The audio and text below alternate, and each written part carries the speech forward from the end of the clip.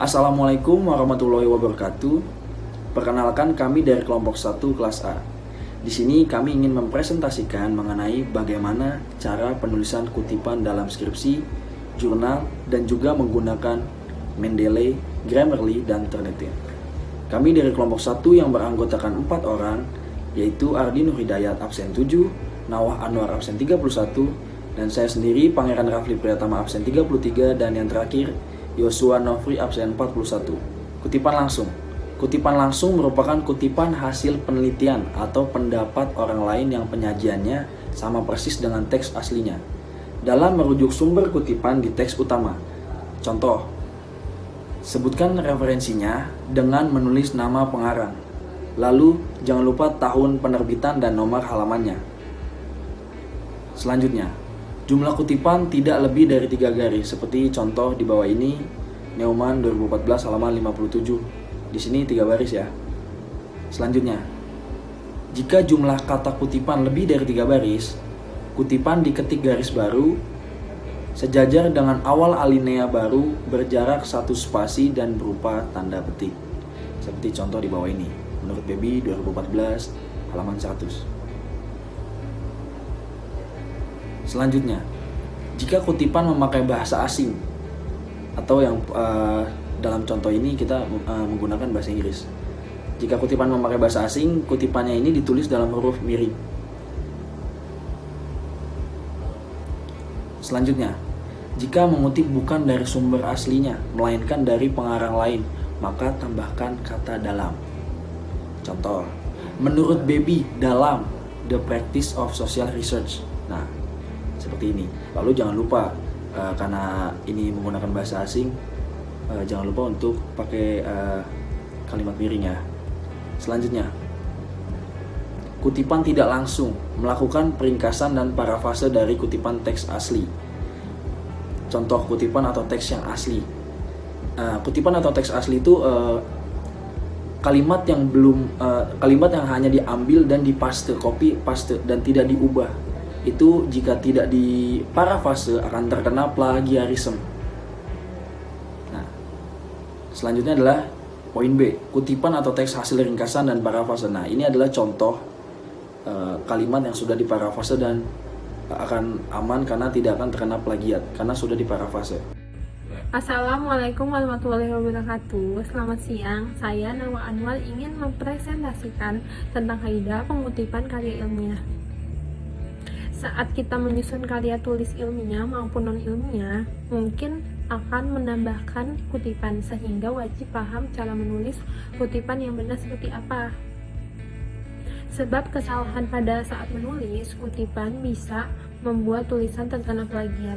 Oleh karena itu, teknik pengutipan sangatlah penting untuk membuat karya ilmiah menjadi valid dan terhindar dari unsur plagiat. Di sini kita akan mengenal apa itu kutipan sekaligus bagaimana tata cara menulis kutipan agar sesuai dengan kaidah maupun standar yang berlaku. Karya tulis ilmiah merupakan karya tulis yang menyajikan isi berupa ilmu pengetahuan yang dikemas dalam format sistematik dan konvensi naskah tertentu serta disampaikan dengan menggunakan bahasa yang resmi. Kemampuan menulis karya tulis ilmiah seseorang tidak hanya ditunjukkan dengan kemampuan mengelola gagasan atau ide dalam sarana tertulis, namun ditunjukkan pula dengan kemampuan dalam menguasai konvensi naskah. Salah satu hal yang berkaitan dengan konvensi naskah adalah pengutipan. Karya tulis ilmiah memerlukan perunjukan, penegasan, dan penguatan dalam penelitian sebelumnya atau sumber-sumber yang memperkuat dan memperkaya penelitian. Untuk itu, perlu dilakukan pengutipan terhadap hasil penelitian sebelumnya dan sumber-sumber lain untuk mendukung penelitian. Hal ini dilakukan untuk mengobjektifkan dan memperkaya materi penelitian disampaikan, mencegah terjadinya plagiarisme. Ketika menetapkan pengutipan dengan sistem atau gaya tertentu, penelitian harus konsisten dengan sistem atau gaya tersebut. Selanjutnya, saya akan menjelaskan tentang pengertian dan fungsi dari kutipan. Pengertian dari kutipan adalah proses mengambil perkataan atau kalimat yang bersumber dengan buku maupun karya ilmiah lain. Penulis yang melakukan pengutipan disebut pengutip, dan secara umum dilakukan oleh semua penulis. Hanya saja, tidak sekedar mengambil perkataan atau kalimat dari sumber yang merupakan referensi penyusunan karya ilmiah, melainkan juga ditambahkan keterangan kredit sehingga pembaca karya ilmiah tersebut bisa langsung mengetahui sumber kutipan. Mengambil kutipan dengan mencantumkan kredit adalah langkah yang tepat, sebab menjadi bentuk penghargaan terhadap penulisan sebelumnya, di mana sudah menyusun kalimat, data, opini, dan sebagainya dengan sangat teliti. Kemudian relevan dengan kegiatan penelitian maupun tema tulisan yang dibuat, sehingga mengambil kutipan tersebut untuk menguatkan pembahasan yang diangkat. Namun, karena kutipan ini mencantumkan kredit, maka ada aturan yang mengenai cara menulis kutipan tersebut. Penulisan kutipan yang benar memberi banyak keuntungan, misalnya sebagai bentuk penghargaan atau menghargai atas karya tulis orang lain untuk peneliti sebelumnya. Menghindari tindakan plagiat karena ketidaksengajaan sebab belum memahami betul cara menulis kutipan. Mengasah kreativitas dalam menulis sehingga kutipan ini perlu disematkan di bagian untuk tepat dari keseluruhan isi tulisan yang dibuat, membantu meningkatkan kredibilitas dari hasil tulisan yang disusun, sebab mengambil kutipan berupa data penelitian, data survei, pendapat ahli, dan sebagian dari sumber referensi yang terpercaya. Memasukkan kutipan lengkap dengan kredit sesuai aturan yang berlaku dalam dunia penulisan juga memiliki sejumlah fungsi, di mana fungsi tersebut antara lain: 1. Menjadi landasan teori. Mengambil kutipan sesuai dengan cara menulis kutipan yang benar berfungsi sebagai landasan teori. Hal ini khususnya ditunjukkan untuk menyusunan karya ilmiah yang terdapat bab khusus berisi landasan teori. Secara umum, landasan teori ini akan mencantumkan berbagai hasil penelitian, opini, pendapat, hasil survei, dan sebagainya dari seorang ahli. Umumnya sudah dalam bentuk buku atau laporan seperti jurnal ilmiah, sehingga penelitian yang dilakukan nantinya disesuaikan landasan teori yang disusun. Jika landasan teorinya berasal dari referensi yang kredibel, maka penelitiannya pun terbilang kredibel sekaligus logis. 2. Penguat pendapat penulis. Kutipan dalam sumber referensi juga membantu menguatkan pendapat penulis, sebab pada saat menyusun suatu laporan penelitian, maka akan mencantumkan pendapat penulis. Pendapat ini bisa diambil atau disimpulkan dalam mengamatan dan hasil penelitian terbaru yang dilakukan. Namun, karena masih berupa pendapat dan belum terbukti, maka untuk menyatakan keabsahan dari pendapat tersebut dibutuhkan pendapat dan hasil penelitian para ahli yang sudah dipublikasikan. Disinilah kegiatan pengutipan dilakukan agar pendapat dari penulis tidak hanya dianggap pendapat tanpa dasar, melainkan sudah terbukti dan bahkan dibuktikan oleh peneliti sebelumnya. 3. Bahan bukti penunjang. Kutipan bisa dalam bentuk opini, yang bisa pula dalam bentuk data suatu survei dan penelitian, sehingga menerapkan cara menulis kutipan membantu menyediakan bukti penunjang dari hasil penelitian maupun opini yang dicantumkan dalam karya ilmiah. 4. Menjelaskan suatu uraian. Kutipan juga bisa digunakan untuk membantu menjelaskan suatu uraian. Ketika mencantumkan dalam bentuk kutipan, maka akan lebih terpercaya sebab penjelasan tersebut sudah dibuktikan oleh ahlinya yang menjadi sumber kutipan tadi. Tidak heran jika karya tulis ilmiah maupun non-ilmiah selalu berusaha menambahkan kutipan, yakni dengan maksud menguatkan pendapat dan juga menjelaskan suatu uraian secara lebih mendalam sehingga pembaca mendapat pemahaman yang maksimal. Selanjutnya saya akan menjelaskan kaidah pengutipan dalam karya ilmiah. Pengutip merupakan pekerjaan yang dapat menunjukkan kredibilitas penulis. Oleh karena itu, pengutip harus dilakukan secara teliti, cermat, dan bertanggung jawab. Hariwijaya dan Triton mengatakan bahwa ketika mengutip perlu dipelajari bagaimana teknik pengutipan sesuai dengan standar ilmiah. Untuk itu, perlu diperhatikan hal berikut. 1. Pengutipan sehemat-hematnya. 2. Pengutip jika dirasakan sangat perlu semata-mata. Dan 3. Terlalu banyak pengutip mengganggu kelancaran bahasa. Cara mengutip. Ada 2 cara atau sistem dalam mengutip sumber sebagai rujukan, yaitu sistem catatan dengan sistem langsung. Pada sistem pertama, identitas rujukan, nama penulis, tahun, dan halaman tidak ditampilkan langsung, sedangkan pada sistem kedua identitas tersebut ditampilkan.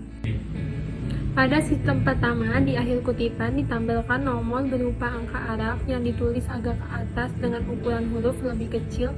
Kemudian, angka tersebut akan dirujuk kepada catatan kaki pada bagian bawah halaman. Dalam sistem catatan ini dikenal sistem tradisional dalam sistem Harvard. Pada sistem tradisional digunakan kata ibid, logsheet, dan offsheet untuk mengacuan rujukan sebelumnya. Sedangkan dalam sistem Harvard tidak demikian. Dalam hal cara mengutip ini, banyak sistem lain di samping 2 sistem yang disebutkan di atas. Pada kesempatan ini, saya memaparkan sistem pengutip yang pada umumnya digunakan di Indonesia. Sistem ini menurut pandangan saya merupakan hasil kolaborasi atau kombinasi beberapa sistem yang dikenal di dunia. Saya akan menyajikan sistem pengutipan sumber dalam sistem langsung, sedangkan sistem catatan tidak akan dijelaskan. Sistem langsung ini menampilkan nama penulis, tahun, dan halaman, atau penulis tahun tanpa halaman. Ada 2 cara untuk mengutip, yaitu mengutip langsung dan mengutip tidak langsung. Mengutip langsung merupakan salinan yang persis sama dengan sumbernya tanpa penambahan. Sedangkan kutipan tidak langsung mengambil ide dari suatu sumber yang menuliskan sendiri dengan kalimat atau bahasa sendiri.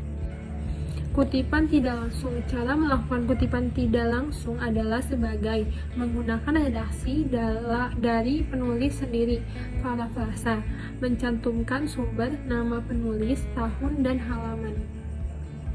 Kutipan langsung. Cara melakukan kutipan langsung adalah sebagai berikut. Jika kutipan 4 baris atau kurang, langsung pendek. 1. Dikutip apa adanya. 2. Diintegrasikan ke dalam teks paparan penulisan. 3. Jarak baris kutipan 2 spasi. 4. Dibubuhi tanda kutip. 5. Sertakan sumber kutipan di awal atau di akhir kutipan, yakni nama penulis, tahun terbit, dan halaman sumber. 6. Jika berbahasa asing atau daerah, kutipan ditulis dimiringkan. 7. Jika ada kesalahan tik pada kutipan, tambahkan kata sik dalam kurung di kanan kata yang salah tadi. 8. Jika ada bagian kalimat yang dihilangkan, ganti bagian itu dengan tanda titik sebanyak 3 buah jika yang dihilangkan itu ada di awal atau di tengah kutipan, dan 4 titik jika di bagian akhir kalimat. 9. Jika ada penambahan komentar, tulis komentar tersebut di antara tanda kurung. Lebih dari 4 garis, langsung panjang. 1. Kutipan apa adanya. 2. Dipisahkan dari teks paparan penulis dalam format paragraf di bawah paparan penulis.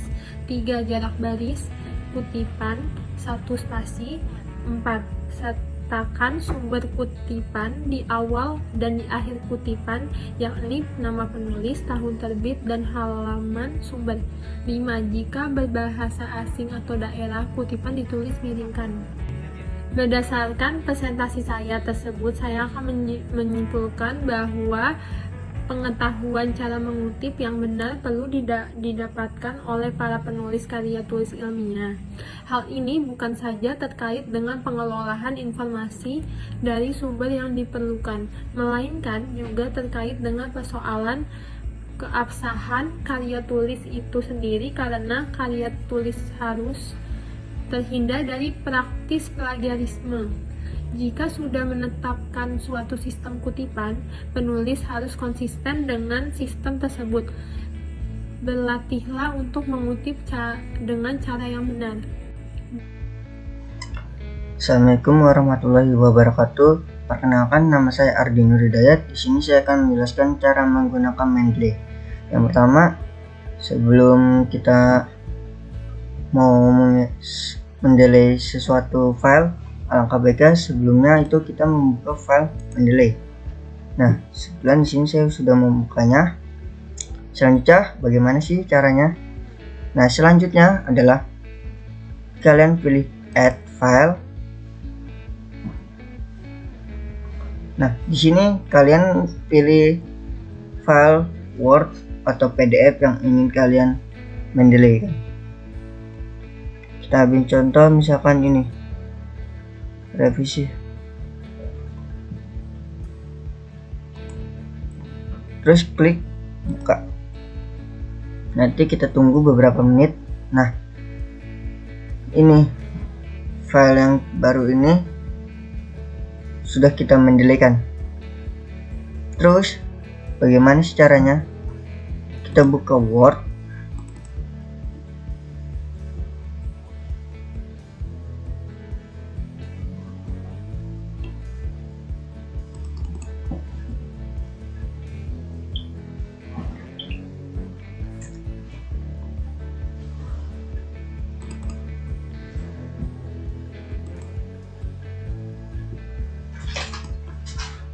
Terus selanjutnya ialah buka Mendeley lagi, klik kanan atau copy as, pencet Ctrl terus C, buka Word kembali, klik Ctrl plus B. Nah, selesai. Sekian dari saya. Assalamualaikum warahmatullahi wabarakatuh. Perkenalkan, nama saya Yusuf Nofri Susilo. Saya di sini akan menjelaskan mengenai cara menggunakan Grammarly. Jadi singkat mengenai Grammarly dulu. Grammarly adalah pengecek tata bahasa online dan pemeriksa ejaan dalam struktur bahasa Inggris dan mengoreksi kekeliruan dalam menulis. Grammarly memberikan rekomendasi kata yang benar jika terdapat kata yang salah dalam struktur bahasa Inggris. Grammarly dapat diintegrasikan ke dalam aplikasi Microsoft Word sehingga memudahkan pengguna dalam mengecek kesalahan dalam struktur bahasa Inggris dengan catatan komputer harus terdeteksi internet. Jadi untuk menggunakan Grammarly, pertama-tama kita harus membuka browser kita dulu, lalu setelah itu kita mencari app Grammarly, membuka website Grammarly.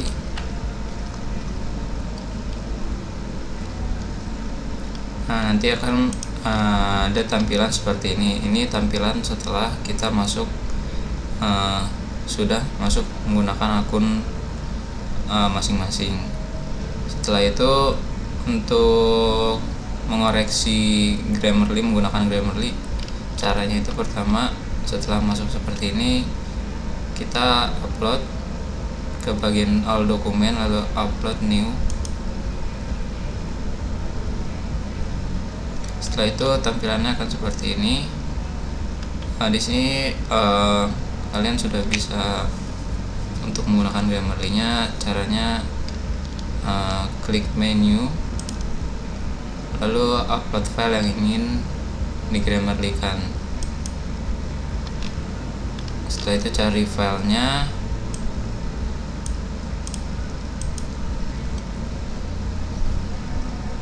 setelah itu open.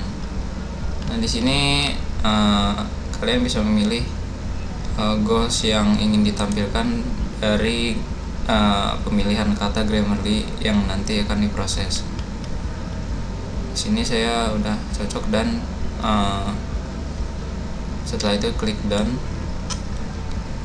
Nah, setelah itu Grammarly akan secara otomatis mengkoreksi kata-kata yang lebih cocok dalam file yang ingin kita koreksi.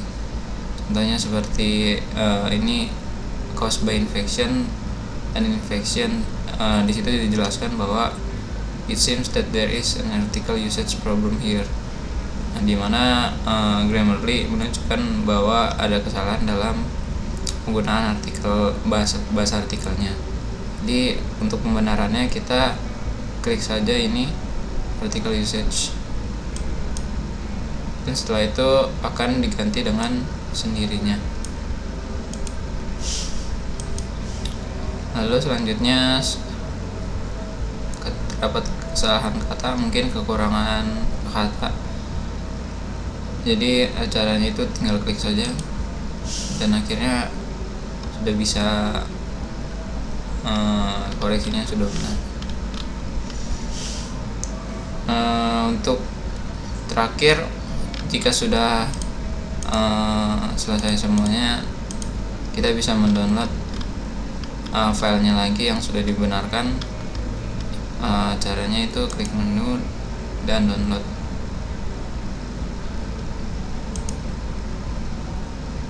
Dan file yang tadi kita Grammarly-kan sudah selesai. Nah, sekian cara penggunaan Grammarly. Ya, selanjutnya adalah tata cara penggunaan Turnitin. Jadi Turnitin itu apa sih? Turnitin adalah perangkat lunak pencocokan teks yang memeriksa karya tulis terhadap teks elektronik dari internet. Teks elektronik ini berisi artikel, jurnal, buku, dan tugas-tugas sebelumnya yang diserahkan oleh pengajar atau universitas ke dalam Turnitin. Turnitin sendiri disediakan oleh perusahaan eksternal yang lantas menjual lisensinya pada universitas-universitas untuk menggunakannya secara internal. Jadi tata cara untuk menggunakan Turnitin ini, pertama kita membuka browser pilihan yang ingin digunakan. Setelah itu di kiri atas search Google, kita ingin mencari Turnitin. Setelah itu tampilannya akan seperti ini. Klik www.turnitin.com. Setelah diklik nanti akan tampilannya seperti ini. Setelah itu jika belum punya akun, kita bisa create account dengan klik create account. Dan jika sudah punya akun, kita bisa klik login. Di sini saya udah mempunyai akun, jadinya saya klik login. Setelah itu akan diantarkan ke dalam tampilan seperti ini. Setelah tampilan seperti ini, kita memasukkan akun Turnitin yang akan kita pakai. Sini saya udah punya akun dan passwordnya itu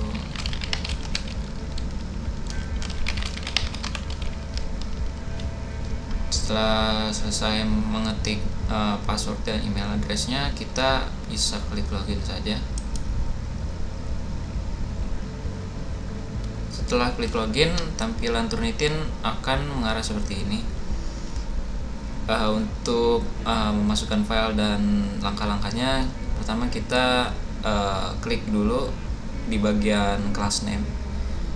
Di sini kita bisa klik kelas 1C. Di sini yang punya saya itu kelas 1C.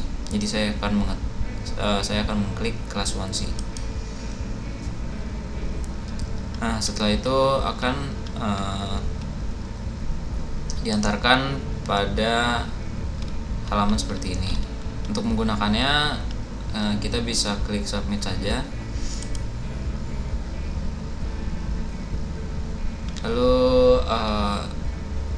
kita bisa mengubah nama dokumennya menjadi namanya apa gitu. Di sini saya akan mengetik namanya itu contoh Turnitin. Dan setelah itu kita bisa memilih filenya. Jika filenya dari komputer, kita bisa choose from this computer. Jika di Dropbox, bisa di choose from Dropbox, dan jika di Google Drive, kita bisa kliknya choose from Google Drive. Di sini saya memilihnya choose from this computer karena filenya dari komputer saya. Setelah itu kita tinggal open saja. Lalu klik upload.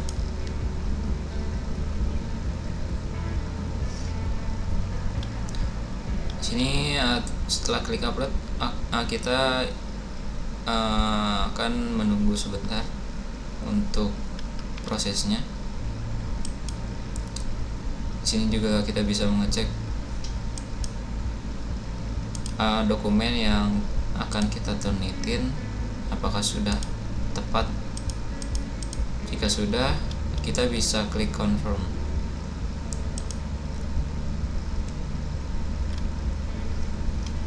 Setelah berhasil, akan ada tulisan congratulations seperti ini.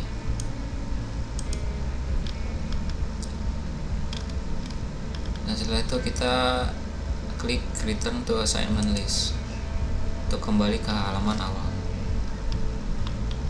Di sini Turnitin akan memproses dengan sendirinya. Baik, di sini sudah ada hasilnya, yaitu 99%. Untuk melihat dokumennya, kita bisa klik view.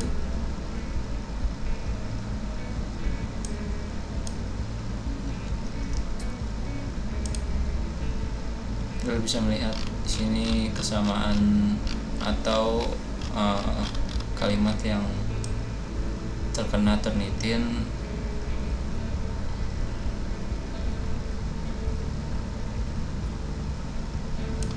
Ya, setelah itu, setelah bisa melihat, kita bisa mendownloadnya dengan klik tombol yang ada di sebelah view. Ya, sekian presentasi dari kami.